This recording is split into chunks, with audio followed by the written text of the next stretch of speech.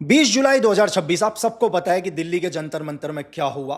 उनकी तस्वीरों ने मतलब हिंदुस्तान को ही नहीं सारी दुनिया को दहला दिया। इनोसेंट बच्चों के ऊपर लाठी चार्ज करी दिल्ली पुलिस, पैरामिलिट्री फोर्सेस और बहुत सारे ऐसे लोग थे जो सिविल ड्रेस में थे, उन्होंने भी बच्चों के ऊपर लाठी चार्ज करी। कौन थे ये लोग?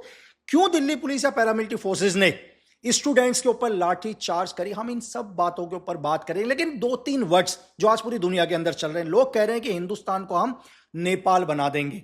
मतलब जो नेपाल के अंदर हुआ, तख्ता पलट हुआ, नेपाल की सरकार गिर गई। बहुत सारे लोग एक ही वर्ड्स बोल रहे हैं कि बहुत जल्दी हम इसको क्या कर देंगे, नेपाल बना देंगे।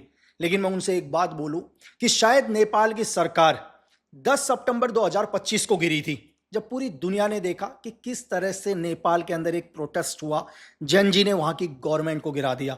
लेकिन पूरी दुनिया को कब पता चला? 10 सितंबर 2025 को ही पता चला। शायद उससे पहले किसी को भी नहीं पता था कि नेपाल के अंदर क्या होने वाला है। लेकिन अगर मैं आपसे बात करूं, 12 दिसंबर 2024 को मैंने एनबीटी मतलब टाइम्स के अंदर एक इंटरव्यू दिया था। उस टाइम पूरे नेपाल के अंदर बहुत शांति थी, ऐसा कुछ भी नहीं था कि नेपाल के अंदर ऐसा कुछ होने वाला है। लेकिन मैं एक नेशनल टेलीविजन में कहता हूं कि बहुत जल्दी नेपाल की सरकार गिर जाएगी। आज 12 तारीख है ना सर, तो मैं आपको ये बोल रहा हूँ सर कि आपको एक शॉकिंग लगेगा। आप अभी कुछ दिन के बाद एक और न्यूज़ सुन लेंगे कि नेपाल की गवर्नमेंट गिरने वाली है सर। बहुत सारे लोगों ने मजाक उड़ाया, हंसे, भूल गए। लेकिन जब 10 सितंबर 2025 को सरकार गिरी तो लोगों ने उस इंटरव्यू को देखा और वो इंटरव्यू पूरी दुनिया में वायरल हुआ। तो लोगों को क्या लगा कि नहीं यार, इन्हें कैसे पता था 8 महीने पहले कि नेपाल की सरकार गिर जाएगी। और आज जो लोग कह रहे हैं ना कि हिंदुस्तान में भी ऐसा होगा, ये मैं अपनी बात को इसलिए रिपीट कर रहा हूं क्योंकि हिंदुस्तान में ऐसा कुछ नहीं होगा। क्योंकि जो लोग आपसे ये कह रहे हैं कि हिंदुस्तान को भी हम नेपाल बना देंगे, उन्हें 10 तारीख को पता चला था, 10 सितंबर को, कि नेपाल की सरकार गिर गई। हमने 8 महीने पहले एनालाइज कर लिया था। तो मैं इसलिए आज भी आपसे ये कह रहा हूं कि हिंदुस्तान में ऐसा कुछ भी नहीं होगा। आज जो नेपाल में जो सरकार गिरी है, 1 साल भी नहीं हुआ अच्छे से। आज आप नेपाल की गलियों में देखो, बहुत सारे स्टूडेंट्स क्या हो गए, बालिन शाह के अगेंस्ट खड़े हो गए। इसके बाद आपने सबने देखा कि बांग्लादेश के अंदर कैसे तख्ता पलट हुआ, सीआईए ने कैसे शेख हसीना की सरकार को गिराया।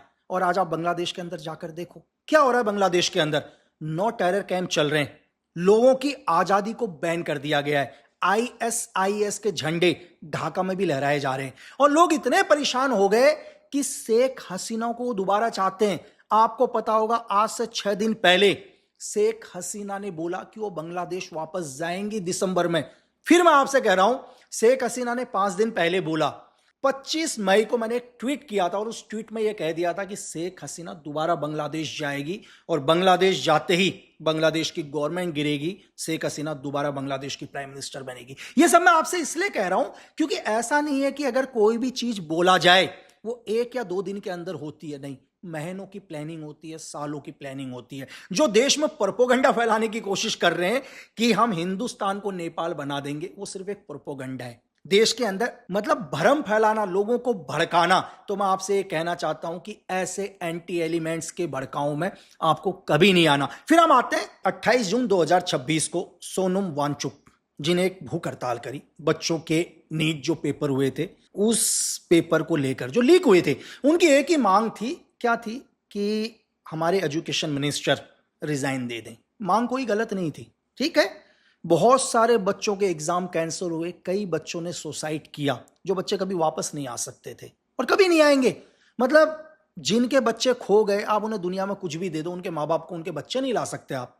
तो रिजाइन मांगा, मैं कह रहा हूं कि कोई गलत नहीं। जो भी हमारे देश के अंदर पावर में बैठा हुआ कोई भी आदमी गलती करे, उसको पनिशमेंट मिलनी चाहिए और ये पनिशमेंट कम है। अगर मैं ये बोलूं कि बहुत सारे बच्चों ने जान दे दी और आप सिर्फ रिजाइन मांग रहे हो तो कम ही है, लेकिन फिर भी रिजाइन मांगा बिल्कुल सही। लेकिन क्या होता है, 18 जुलाई 2026 को 2 दिन पहले दिल्ली पुलिस उन्हें उठा के हॉस्पिटल में एडमिट कर देती है। जो भी चीजें बताई जाती हैं कि उनकी हम जान की सेफ्टी देखते हैं, वो बहुत दिन से भूखे हैं, कहीं उनकी जान को कुछ ना हो जाए, जो भी गवर्नमेंट ने रीजन बताया, हम उसके ऊपर बात नहीं करेंगे। चलो, वो हॉस्पिटल एडमिट होते हैं। लेकिन इसके बाद क्या होता है, सीजीपी पार्टी बोलती है कि हम 20 जुलाई को संसद घेराव करेंगे। ठीक है, मतलब 20 जुलाई को आप सबको पता है कि संसद शुरू होने वाले हैं और इसमें सभी बच्चों को पूरे देश से बुलाया गया कि पूरे देश से और आए, देश के कोने कोने से बच्चे आए संसद पर मार्च करने के लिए। लेकिन मैं आपको यह बताऊं कि इसमें अधिकांश बच्चे वो थे जिनको पता ही नहीं है कि 163 लगी हुई है। मतलब जो पहले 144 धारा हुआ करती थी, आप संसद मार्च नहीं कर सकते। लेकिन मैं कहता हूं बहुत सारे बच्चों को नहीं पता, सिर्फ लीडर्स को पता था। किन लीडरों को? जो भी सीजीपी के लीडर हैं, उन्होंने ये बात किसी को भी नहीं बताई। चलो जिनको पता था, जो लोग कहेंगे यार हमें ऑलरेडी पता था, इसके बावजूद भी मैं आए, लेकिन इसमें कम से कम 50% ऐसे लोग थे जिन्हें कुछ नहीं पता। दुनिया भर से भीड़ आए, कोई एमपी से, कोई यूपी से, कोई उत्तराखंड से, मैं बताऊं हिंदुस्तान की बहुत जगह से सारे के सारे लोग आए अपने अधिकारों के लिए। लोकतंत्र में आप आवाज उठा सकते हो, लोकतंत्र में आपकी आवाज उठनी चाहिए, तभी आपका लोकतंत्र है। लेकिन नहीं, किस जगह पर उठनी चाहिए हम उसकी बात करेंगे। इसके बाद क्या होता है, 20 जुलाई को आपको सबको पता है कि अर्ली मॉर्निंग लगभग धीरे धीरे संसद की ओर मूवमेंट होता है, और 10 या 11 बजे के आसपास ऐसा कुछ भी नहीं था। कहते हैं कि हमारे health minister JP Nadda ji ने, जो भी इनके स्पोक पर्सन थे, उनसे बोला कि हम आपसे बात करते हैं, जो भी आपकी मांगे हैं। तो सबसे पहले क्या है, लीडर्स ने यह बात पब्लिक को नहीं बताई। जो भी बच्चे आए थे उनको नहीं बताया कि हमारी सरकार से बात हो रही है। और बच्चों ने क्या किया, धीरे धीरे संसद तक मूवमेंट स्टार्ट किया और लाठी चार्ज हुआ, आपने देखा। अब लाठी चार्ज में सबसे पहले बहुत सारे ऐसे पुलिस वाले हैं जिनकी नेम प्लेट नहीं लगी। भाई आपने नेम प्लेट क्यों नहीं लगाई? आप कोई क्रिमिनल नहीं हो, आप ड्यूटी कर रहे हो भारत सरकार की, आपको गवर्नमेंट ने डिप्लॉय किया हुआ है, तो आपको कोई अधिकार नहीं है कि आप अपनी पहचान छुपाओ। और बहुत सारे ऐसे लोग हैं जो सिविल ड्रेस के अंदर हैं, जिनके हाथ में भी क्या है, लाठी हैं, जिन्होंने भी बच्चों के ऊपर लाठी मारी, लोगों के ऊपर लाठी मारी। ये कौन है? अभी तक ना दिल्ली गवर्नमेंट ने, ना भारत सरकार ने, ना दिल्ली पुलिस ने इनके बारे में कुछ नहीं बताया। हो सकता है कुछ दिन के बाद बता दे कि ये जो सिविल लोग थे, जितनी भी फोटो वायरल हो रही हैं, ये लोकल इंटेलिजेंस नोट के थे, या एसओजी के थे, या दिल्ली के स्पेशल सेल के थे। या आने वाले टाइम में आप लोगों को पता चलेगा। लेकिन सबसे पहली चीज कि ऐसे हालात क्यों पैदा हुए कि बच्चों के ऊपर लाठी चार्ज करना पड़ा। और आपको पता है बहुत सारे ऐसे वीडियोस आप देखना, इनके लीडर क्या है, गाड़ी के ऊपर बैठे हुए हैं। बाकी 2-3 लीडर तो मुझे नहीं पता वो कहां चले गए थे, लेकिन एक लीडर गाड़ी के ऊपर बैठा हुआ है और वो बोलता है देखो देखो नीचे देखो नीचे देखो, बच्चों को मार रहे हैं।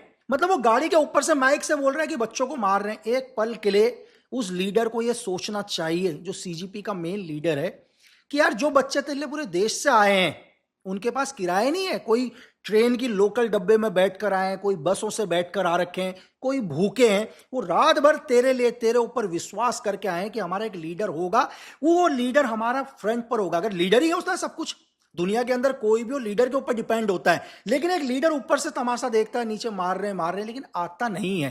तो आपका लीडर इतना ब्रेव है, आपका लीडर बोलता है कि यार एक बच्ची मुझे बोल रही है कि पुलिस ने उसके बॉडी के ऊपर पैर रखा, जो भी चीजें करी, वो लोगों को बता रहा है। भाई तू एक लीडर है, तेरे लिए इतने सारे बच्चे देश से आ गए तेरे ऊपर भरोसा करके। आज पता है 100 से ज्यादा बच्चे हॉस्पिटल के अंदर एडमिट हैं, लेकिन तू उन्हें बता रहा है तेरा खून नहीं खोला यार। जो बच्चे तेरे खातिर लाठी सहन कर गए, मारा, हॉस्पिटलों में एडमिट है, तू सिर्फ लोगों को बता रहा है।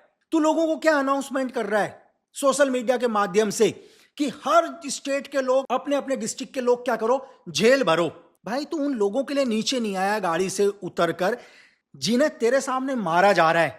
कल उन बच्चों के ऊपर कुछ भी होगा, उनके ऊपर केस लगेंगे, उनको जेल डाला जाएगा, तो जीवन में उन बच्चों की मदद के लिए नहीं आएगा, कभी नहीं आएगा। क्योंकि तेरे सामने लोगों को मारा जा रहा है, लठों से मारा जा रहा है, तू गाड़ी से नीचे उतर के नहीं आया उनको बचाने के लिए, और तू एक लीडर है।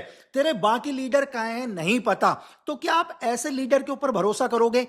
तू बोलता है कि एक 12 साल की बच्ची को मारा गया, ये तेरे वर्ड्स हैं, मैंने उस 12 साल की बच्ची को नहीं देखा, और हो सकता है तू सच बोल रहा हो। एक 12 साल की बच्ची को मारा। एक 12 साल की बच्ची कितनी बड़ी होगी यार, कौन सी क्लास में पढ़ रही होगी? सोच कि एक 12 साल की बच्ची 6-7 क्लास के अंदर इतनी होगी 12 साल की बच्ची। तो मुझे यह बता कि वो देश में कौन थे जो एक 12 साल की बच्ची को इस प्रोटेस्ट में लेकर आए? क्या उस बच्ची को पता है कि हमारा संविधान क्या है, हम किस चीज के लिए लड़ रहे हैं? किसी को नहीं पता। लेकिन उस 12 साल की बच्ची को उस भीड़ में लेकर आए। तुम्हें पता है कि जब ये मार्च होगा, मार्च में दिल्ली पुलिस, पैरामिलिट्री फोर्सेस क्या करेगी? लाठी चार्ज करेगी। क्यों? क्योंकि वहां पर मैंने आपको पहले ही बोला कि 163 लगी हुई है, मतलब आप वहां मूवमेंट नहीं कर सकते। अगर वहां 5 लोग भी मूवमेंट करेंगे तब भी लाठी चार्ज होगा, क्योंकि 163 लगी हुई है। जैसे पहले 144 की धारा लगती थी, लेकिन फिर भी तुमने क्या किया? भीड़ को आगे जाने दिया। तुम्हें पता था कि ये लाठी चार्ज होगी, लोग घायल होंगे, देश में क्या होगा, इमोशन जागेगा, लोग भड़केंगे। तो तुम उस मकसद में कामयाब हुए जो तुम चाहते थे।